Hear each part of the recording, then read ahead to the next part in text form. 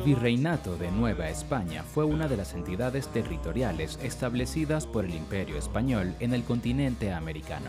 La mayor parte del territorio se encontraba en Norteamérica, ocupando también parte de Centroamérica.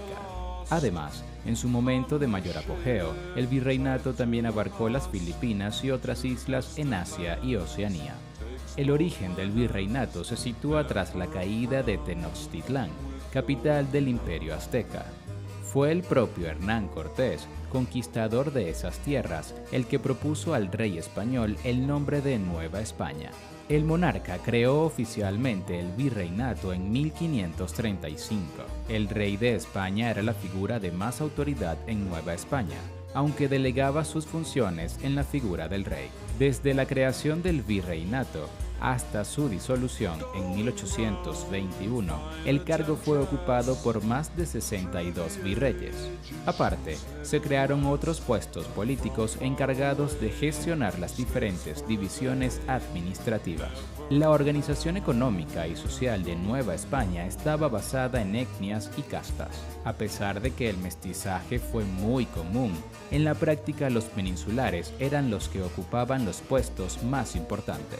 Los criollos, hijos de españoles pero nacidos en América, fueron los protagonistas de las revueltas que terminaron con el virreinato. Origen y surgimiento de la Nueva España.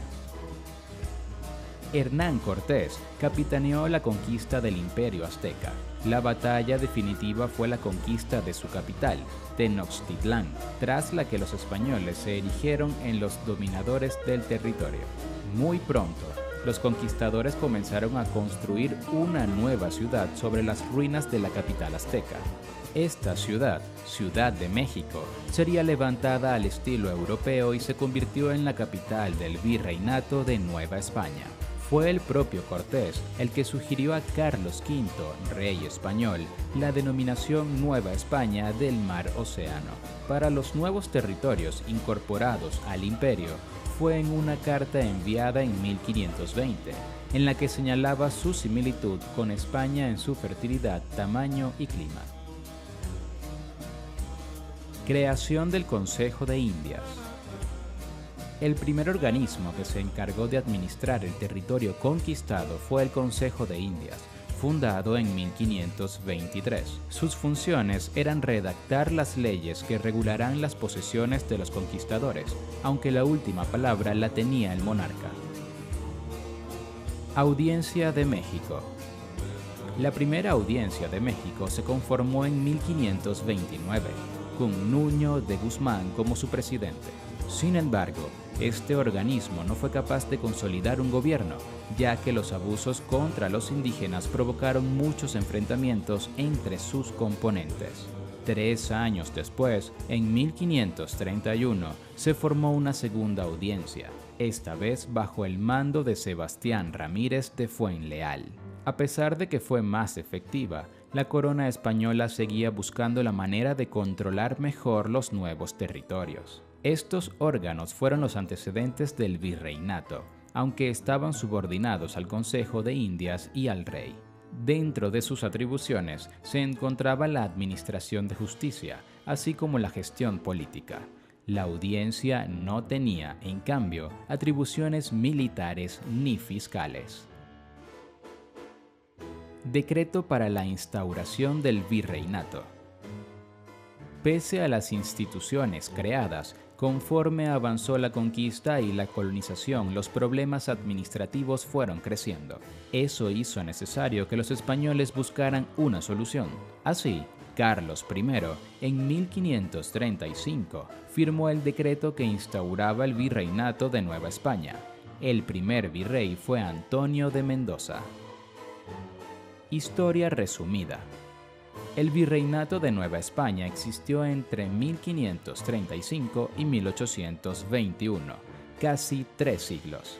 Durante ese tiempo hubo más de 60 virreyes y, en su época de apogeo, comprendió los hoy México, América Central, parte de los Estados Unidos, Filipinas y las Antillas. Primer virrey de Nueva España. Una vez oficializada la creación del virreinato mediante el decreto firmado por el rey español, llegó el momento de elegir al primer virrey. El cargo lo ocupó Antonio de Mendoza y Pacheco, quien asumió la representación directa de la corona. Además, dentro de sus atribuciones se encontraban la organización política y la defensa del territorio. Junto a él, también se eligieron otras autoridades, como los gobernadores de las provincias. Durante su mandato llegó a Nueva España la primera imprenta y se comenzaron a construir centros educativos. La conquista espiritual. La conquista española no se limitó a dominar los territorios de los pueblos indígenas.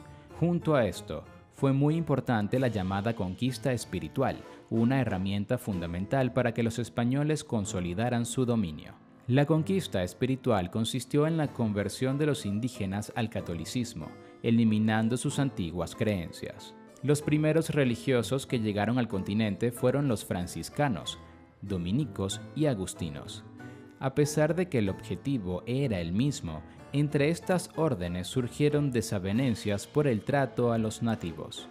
Así, algunos religiosos abogaban por destruir los viejos templos, prohibir los rituales y castigar a los que intentaran aferrarse a sus creencias.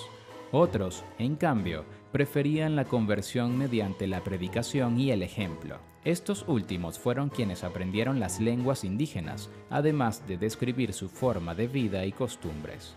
Las diferencias mencionadas también afectaron al ámbito civil. De esta forma, fueron frecuentes los enfrentamientos entre los defensores de los indígenas por un lado y los colonizadores y autoridades virreinales por el otro. Siglo XVI. Mendoza se trasladó a Perú en 1551 y el puesto de virrey pasó a manos de Luis de Velasco. Este aplicó con más rigor las leyes nuevas, que defendían a los indígenas. Además, fue un destacado defensor de la cultura. Durante su gobierno se creó en 1553 la Universidad de México. Otro hecho importante fue la ampliación del virreinato. En 1565, las islas Filipinas pasaron a depender de Nueva España. Esto propició un gran auge del comercio con una ruta entre Acapulco y Manila. Su sucesor fue Martín Enríquez, quien tuvo que frenar los intentos de conquista de Veracruz por parte de los ingleses. Igualmente, continuó la expansión del territorio, llegando hasta Sonora y Saltillo. Por último, decretó que los criollos pudieran ocupar cargos públicos, aunque de rango menor. Siglo XVII. El siglo XVII fue el de mayor extensión del virreinato. La principal característica de esos años fue el mantenimiento de la paz, solo interrumpida por alguna rebelión indígena como la de Gaspar Yanga en 1609. Luis Velasco, hijo, y Gaspar Zúñiga fueron algunos de los virreyes que impulsaron nuevas expediciones para anexionar nuevos territorios como Monterrey. A mediados de siglo, Juan Palafox asumió los cargos de virrey y de arzobispo de México. Fue el responsable de una serie de importantes reformas que buscaban atajar la corrupción reinante. A finales de ese siglo, los franceses buscaron asentarse en la costa de Texas. El virrey Gaspar de la Cerda Sandoval consiguió evitarlo.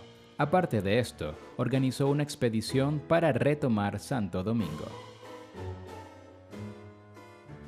Siglo XVIII. Uno de los grandes cambios ocurridos en el siglo XVIII fue el cambio de la dinastía reinante en España. El primer rey de la Casa Borbón fue Felipe V. Bajo los Borbones, de origen francés, la educación recobró parte de la importancia que había perdido desde el periodo de Pedro de Gante como virrey. En el siglo XVIII se abrieron nuevos centros como la Real Academia de Bellas Artes o el Colegio de Minería. Asimismo, en 1693 comenzó a publicarse el primer diario de la Nueva España, el Mercurio Volante. A partir de 1728 fue la Gaceta de México la que hizo su aparición. Carlos III. Carlos III fue uno de los reyes españoles que más influyó en el virreinato.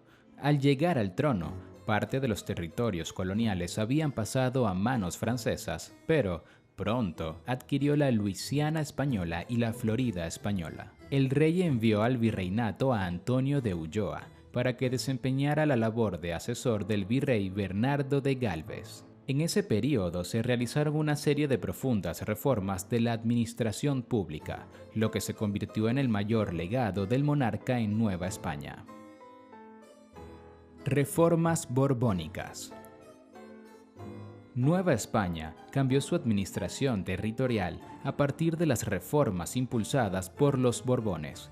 En 1786, el virreinato pasó a estar dividido en 12 intendencias. Cada una de ellas contaba con una serie de responsables, lo que hizo que el poder del virrey se redujera. Así, cada uno de los jefes de esas intendencias se hizo cargo de los aspectos políticos, económicos y administrativos de sus territorios. Los virreyes en un principio se opusieron a esa reforma, sin conseguir detenerla. Sin embargo, el virrey continuó siendo la autoridad política más importante y la figura de los intendentes como autoridad pública no llegó nunca a consolidarse. Primeras rebeliones.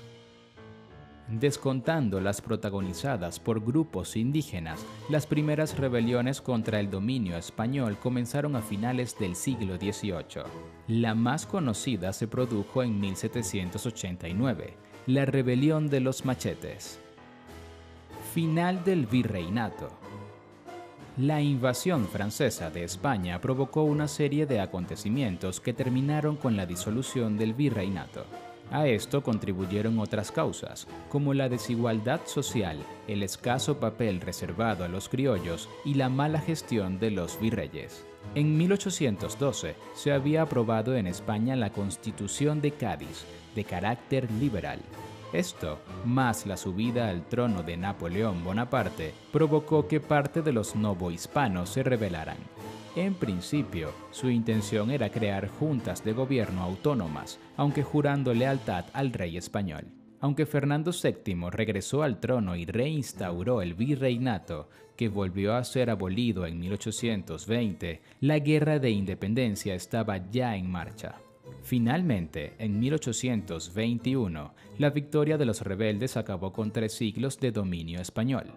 México pasó a ser, brevemente, un imperio, y tras la caída de Agustín I, una república. Características generales. El virreinato de Nueva España ocupó un territorio realmente enorme. En su momento de mayor esplendor abarcaba el actual México y buena parte del sur y centro de los Estados Unidos, desde California a Luisiana, pasando por Texas, Nuevo México, Utah y Colorado, entre otros estados actuales. Además, llegó hasta la Columbia Británica en Canadá. A todo esto, hay que sumar los territorios de las actuales Guatemala, Belice, Costa Rica, El Salvador y Nicaragua. Por último, también englobaba a Cuba, República Dominicana, Puerto Rico, Trinidad y Tobago y Guadalupe, además de las Filipinas y otras islas asiáticas y de Oceanía. División racial y social. Una de las características más destacadas de la población de Nueva España fue la creación de una sociedad mestiza. Ese mestizaje, no obstante, no difuminó las diferencias raciales. La sociedad del virreinato estaba compuesta por estratos sociales perfectamente delimitados. Así, por ejemplo, había grandes diferencias entre los blancos europeos y los criollos, lo que se acentuaba con los indígenas y los negros llevados como esclavos desde África. La población indígena, además, se había reducido de manera drástica. Los malos tratos y las enfermedades llevadas por los conquistadores diezmaron a la población. Con el tiempo, blancos, indígenas y negros acabaron produciendo mezclas, cada uno con una denominación propia. Organización política. El virreinato estaba dividido en varios reinos, capitanías generales y señoríos. Todas estas entidades administrativas se organizaban jerárquicamente, con el virrey como máxima autoridad sobre el terreno. Por encima de él, solo se encontraban las autoridades peninsulares de la corona y el propio rey. Los reinos y provincias dentro del virreinato fueron Nueva Galicia, Guatemala, Nueva Vizcaya, Nuevo Reino de León, Nuevo México, Nueva Extremadura y Nuevo Santander. Además, existieron 3 capitanías generales, cada una con un gobernador y un capitán general. Economía virreinal. Las principales actividades económicas de Nueva España eran la minería y la agricultura. En general, los recursos obtenidos eran enviados a la península. La corona promulgó leyes para restringir el comercio y así garantizarse su control y la obtención de la mayor parte de los beneficios. Otro factor importante dentro de la economía fue la concentración de tierras.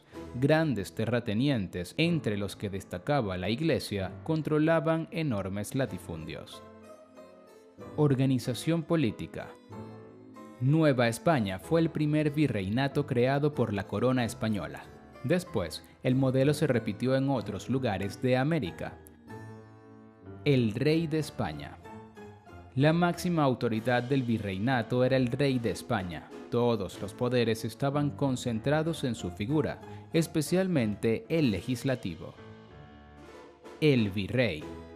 La distancia y la amplitud de los territorios coloniales hicieron necesario el nombramiento de una figura que representara al rey sobre el terreno. Etimológicamente, virrey significa en lugar del rey, lo que explica perfectamente sus funciones. El virrey, que era nombrado y depuesto por el monarca, debía hacer cumplir las leyes promulgadas. El primero en Nueva España fue Antonio de Mendoza y Pacheco. Su mandato comenzó en 1535 y uno de sus objetivos era reconciliar a españoles e indígenas.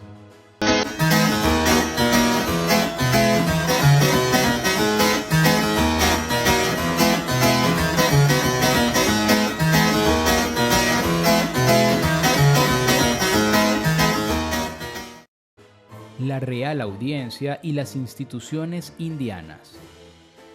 La Real Audiencia de México fue la principal institución de justicia de la corona. Carlos I fue quien la creó en México en 1527, situando a Nuño Beltrán como primer presidente de la misa. Su cometido más importante estaba impartir justicia y, en caso de vacante en el virreinato, asumía el poder. Audiencias provinciales y gobernaciones. A pesar de sus amplios poderes, el virrey no podía administrar todo el territorio a su cargo. Fue necesario un cierto grado de descentralización para poder gobernar todo el virreinato. Para ello, se crearon órganos de gobierno local, como las audiencias que tenían funciones legislativas. La división administrativa más pequeña eran los distritos de audiencia de las gobernaciones, similares a las provincias. En su origen, fueron establecidas por los conquistadores. En Nueva España existieron más de 200 distritos diferentes administrados por un corregidor, alcalde mayor o un cabildo según el caso.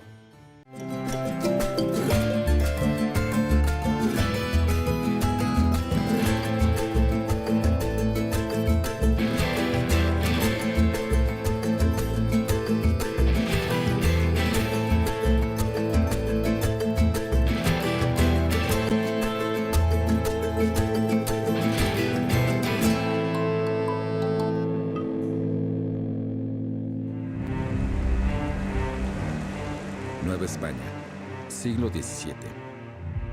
Había pasado más de un siglo desde la conquista de Tenochtitlán por los españoles. La Iglesia Católica ejercía dominio absoluto sobre la moral, y cualquiera que cometiera faltas contra ella tendría que responderle a la Inquisición. Se consideraba innecesario que una mujer fuese culta. Las insistencias de Sor Juana Inés de la Cruz desafiaban a la Iglesia, por ser mujer, por ser monja y por escribir versos profanos. En un siglo donde los que escribían eran hombres y los que leían también, Sor Juana fue una intrusa ilustre. Doña Isabel Ramírez, de ascendencia andaluza, y don Pedro Manuel de Asbaje y Vargas, quien se cree era vasco, nunca se casaron. Tuvieron 3 hijas, María, Josefa y Juana. Juana Inés se convirtió en gran lectora al descubrir la biblioteca de su abuelo. Su vida fueron los libros. Supe leer en tan breve tiempo que ya sabía cuando lo supo mi madre. Oí decir que había universidad en México y empecé a matar a mi madre con ruegos de que mudándome el traje por uno de hombre me enviase. La mandaron a la Ciudad de México, a casa de su tía, hermana de su madre, a fin de que ella pudiera seguir teniendo la oportunidad de aprender. Juana Inés entra muy joven a la corte de los virreyes novohispanos como dama muy querida de la señora virreina. A mí me encanta cómo Leonor Carreto se expresaba de Juana y le decía mi muy querida. Yo creo que le fascinó esta muchachita que sin duda ya era genial. Y en el contexto de esa corte pudo desarrollar su labor literaria. En el mundo en el que ella vive había dos opciones para las mujeres, o el matrimonio o el convento. Entréme religiosa porque para la total negación que tenía al matrimonio era lo menos desproporcionado y lo más decente que podía elegir. A las mujeres se les consideraba menores. Siempre tenía que haber alguien que vigilara sus pensamientos. Sor Juana tuvo varias actividades, pero en un momento la superiora la castigó y la mandó a la cocina. Pues son famosos los platillos que ella hacía o descubrió. Si Aristóteles hubiera guisado, mucho más hubiera escrito. Y mejor. Sor Juana, justamente por haber escrito y pensado como lo hacía, generó muchísimos enemigos, porque cuestiona un mundo, porque cuestiona una forma de pensamiento y un dogma. Soy por ventura hereje. Y si lo fuera, había de ser santa pura fuerza. El arzobispo mandó quemar libros. Es por eso que la virreina María Luisa, al partir para España, se llevó consigo los manuscritos de Sor Juana para salvaguardarlos. Estaba en contra de que Sor Juana se volviera tan famosa. En perseguirme, mundo, ¿qué interesas? ¿En qué te ofendo cuando solo intento poner bellezas en mi entendimiento y no mi entendimiento en las bellezas? Cuando la inundación castálida llega y se difunde en la Nueva España, me parece evidente que justamente por la cantidad de poesía profana que hay en él, subieran las críticas y las censuras a Sor Juana Inés de la Cruz. Fue tal el éxito que al siguiente año, en 1692, se publicó en Sevilla el segundo volumen que incluía su obra cumbre, el poema filosófico Primero Sueño, que relata un viaje del alma por esferas supralunares. Porque las almas distancia ignoran y sexo, es lo que dice. Porque Sor Juana defiende el derecho de las mujeres y sostiene que el intelecto de una mujer, el alma de una mujer, no tiene sexo, como tampoco lo tiene el alma de un hombre. Somos iguales. El arzobispo le confiscó sus libros y selló la biblioteca del convento. Presentó cargos contra ella ante el tribunal episcopal. Consideran que Juana Inés pues, es un peligro para las relaciones políticas, sociales e inclusive hasta virreinales, ¿no? Una religiosa, imposible que entrara en terrenos teológicos que solamente le competían a los sacerdotes. Sor Juana se vio obligada a pedir perdón y escribir una abjuración donde aceptaba su culpa. Hombres necios que acusáis a la mujer sin razón, sin ver que sois la ocasión de lo mismo que culpáis. La Iglesia. Aparte del poder civil, existió otra organización que ejerció un gran poder en el virreinato, la Iglesia Católica. Su primera función fue convertir a los indígenas y hacer que abandonaran sus antiguas creencias. Esto no solo tenía una importancia puramente doctrinal, sino que también fue una herramienta para afianzar la conquista.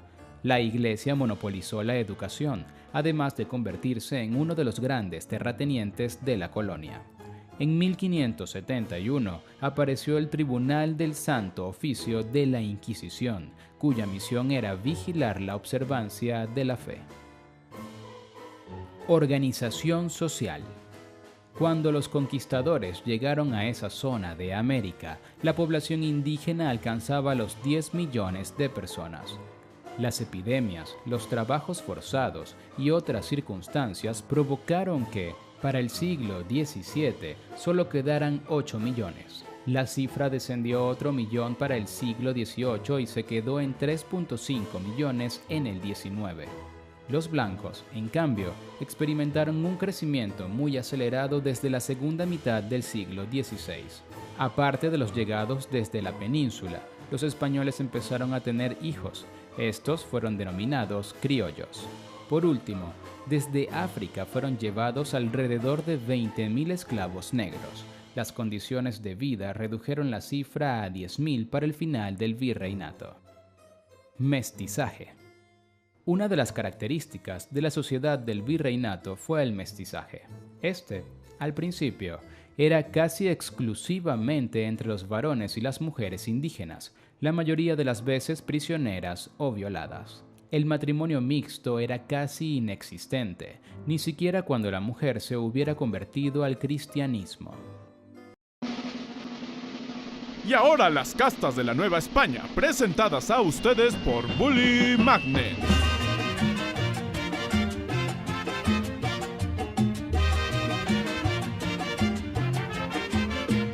Español con un indio es mestizo, español con mestizo es castizo, español con un negro es mulato y mulato con español es morisco, español con morisco es un chino, chino e indio es un salta para atrás, salta atrás con mulato es un lobo y más chino es jíbaro y todavía hay más.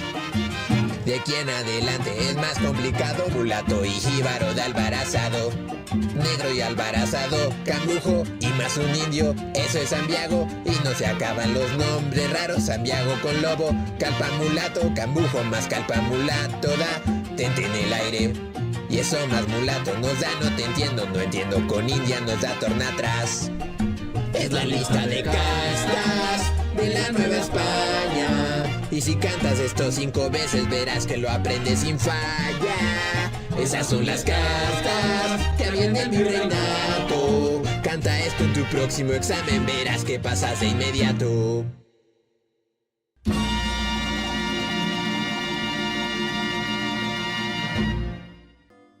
Grupos de población. El grupo de población que gozaba de mayores derechos era el de los españoles peninsulares. Según las leyes, los cargos más importantes, civiles o eclesiásticos, solo podían estar ocupados por los nacidos en España, ni siquiera por los criollos. Estos últimos eran los hijos de los españoles nacidos ya en el virreinato. A pesar de que su estatus era superior al de indígenas o negros, se encontraban un escalón por debajo de los peninsulares. Esta fue una de las causas de que se organizaran y protagonizaran las rebeliones que acabarían con el virreinato. Los mestizos, por su parte, eran los hijos de españoles e indígenas. A diferencia de lo que ocurría con los nativos, los mestizos pudieron aprender oficios y realizar más actividades. No obstante, su ascenso social era casi imposible. En cuanto a los indígenas, sus derechos fueron recogidos en las distintas leyes emitidas desde la península, sin que eso significara que se cumplieran sobre el terreno. Siendo el grupo más numeroso, se vieron obligados a trabajar en condiciones de semi-esclavitud en las haciendas. Por último, los esclavos africanos fueron destinados al trabajo en las minas. Solo se mezclaron con los indígenas, naciendo así los denominados zambos. Castas. A la mezcla entre españoles, indígenas y negros le siguieron otras que dieron lugar a las llamadas castas. Estas ocuparon los estratos más bajos de la sociedad, el virreinato. Según los escritos, se distinguieron unos 53 grupos diferentes. Entre las castas más conocidas se encontraban las siguientes: mestizo, hijo de español e indígena; castizo, resultado de la unión de español y mestizo; mulato, descendiente de español y negro; morisco, resultado de la unión de español y mulato; albino, hijo de español y morisco. De estas castas surgieron otras nuevas, con denominaciones que iban desde el torna atrás hasta el salta atrás, pasando por el tente en el aire, lobo, zambaigo o el calpa mulato. Economía. La economía del virreinato de Nueva España fue principalmente extractiva. Así, las actividades más importantes fueron la minería y la agricultura. Aparte, también se desarrollaron la ganadería y el comercio. Actividad minera. La principal industria en el virreinato fue la minería. En Nueva España destacaron los yacimientos de Guanajuato, Zacatecas y Taxco, que proporcionaron enormes cantidades de oro y plata. Al principio, los españoles intentaron obligar a trabajar allí a los indígenas. Sin embargo, la mortandad de estos y la prohibición de esclavizarlos provocó que recurrieran a esclavos negros llevados desde África. La corona sacaba provecho de estas explotaciones mediante un impuesto denominado quinto real. Este implicaba que el 20% de lo obtenido pasaba a sus manos, ya que, legalmente, era la dueña del territorio conquistado. Sistema de encomiendas. Los primeros conquistadores fueron recompensados con encomiendas, esto es, el derecho a explotar el trabajo de los indígenas que vivían en ciertas tierras. El encomendero se comprometía, además, a educarlos en el cristianismo y a enseñarles las técnicas de cultivo europeas. Una vez la encomienda finalizaba, los indígenas pasaban a depender del rey. Aparte de las encomiendas, también existieron las mercedes reales. Estas eran tierras cedidas por la corona a un individuo o a un pueblo en concreto a cambio de un tributo. Hernán Cortés recibió el terreno más extenso, el Marquesado del Valle de Oaxaca, poblado por más de 23.000 indígenas. Cuando las encomiendas comenzaron a decaer, apareció otro sistema de propiedad llamada hacienda. Este se convirtió en uno de los más característicos del territorio, acaparando terreno a su alrededor. Por otra parte, es destacable la cantidad de propiedad que adquirió la Iglesia Católica. Los expertos afirman que la mitad de la tierra y del capital existente en Nueva España estaban en sus manos. Tierras comunales. Los indígenas que vivían en sus pueblos solían trabajar tierras que pertenecían a la comunidad. A cambio, pagaban un impuesto al gobierno del virreinato, además de tener que mantener las iglesias. Comercio. El comercio del virreinato se puso al servicio de los intereses de la corona española. Así, desde Nueva España partían cargamentos de oro, plata, cobre o diamantes, entre otros minerales. Igualmente, se enviaban alimentos como el azúcar o el cacao. A cambio, la metrópolis mandaba sal, vino, aceite o armas a la colonia, sin olvidar los cargamentos de esclavos. El principal puerto comercial del Atlántico fue Veracruz, mientras Acapulco lo era del Océano Pacífico. Cádiz fue el principal destino de las mercancías enviadas, que eran recibidas por los comisionados de la Casa de Contratación de Sevilla, organismo creado a tal efecto. Monopolios. De cara a proteger sus intereses, España limitó el comercio desde el virreinato, lo que provocó el aumento del contrabando. Los comerciantes de ambos lados del océano firmaron varios acuerdos para establecer monopolios y, así, beneficiarse así ellos mismos. Con las reformas de Carlos III, estos monopolios se eliminaron un poco, aunque las restricciones continuaron hasta la independencia. La corona implantó un impuesto a las vetas, las alcabalas. La queja de los comerciantes fue unánime, puesto que gravaba excesivamente los productos. En parte de la América colonial, los impuestos provocaron varias rebeliones.